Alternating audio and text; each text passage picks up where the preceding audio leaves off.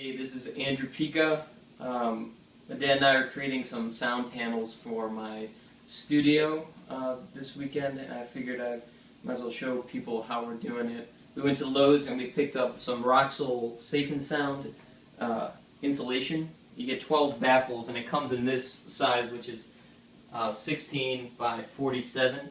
And so we're using that as our template, and we're just going to frame it out like this, and I'll walk you through how we framed it and kind of our process for making it happen. So this is the stuff we're using, Roxel Safe and Sound. You can see you get 12 baffles. It's 3 inches thick, 15 and a quarter width, 47 inches long. And this is the stuff we're going to frame and put on the wall. So the wood that we bought is 1x4 pine that is 8 feet long that we're going to use as our frame. So the long pieces of the frame are also going to be on the inside of the frame, so we're cutting them to 47 to exactly match the baffles that we're using.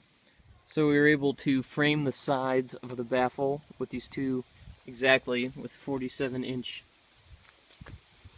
cuts.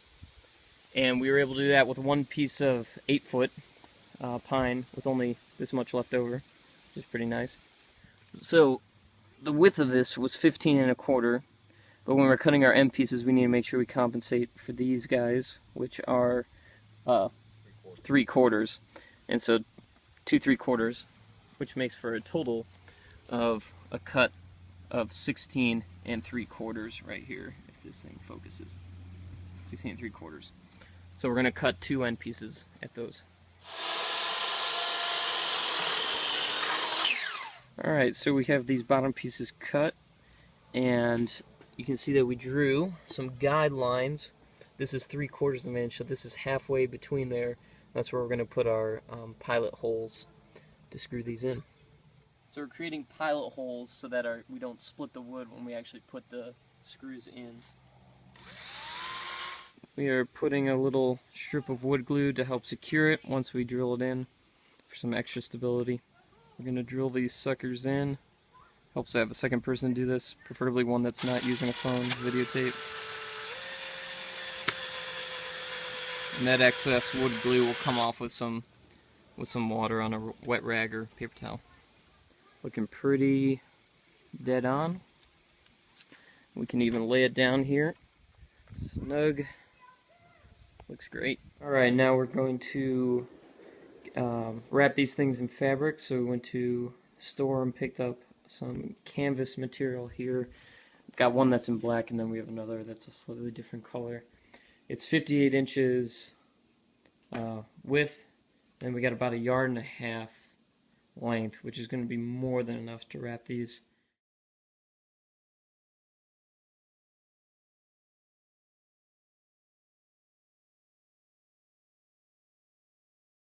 We laid out our fabric and stapled it on the inside of the frame, so that way we don't end up with a ton of staples on the outer back of the panel. Voila, it looks like that once you get the insulation in, which looks really neat. Now we're going to take our extra fabric that we had and lay it on top and seal up the back. What it looks like with the back panel on, if I get close, you'll see we just had an extra piece of fabric that we kind of rolled over the edges and stretched out along the back. Looks pretty good, but it's the back of it, so no one's going to see it. Just keeping the insulation in there. Once we got our fabric all stapled on, the way I'm mounting these is with these little picture hangers with teeth. Just put a nail in the wall and hang it on there, because these things are not that heavy at all. And so we used a tape measure and found out that halfway on these things on the width was 8.5 inches, and so we made sure that we centered it, nailed it right into the wood frame. So in my studio I have done some measurements. I put a drywall anchor and a screw in, and I can adjust how much I want this screw to come out, even farther or even closer, depending on how close to the wall I want my panel to be.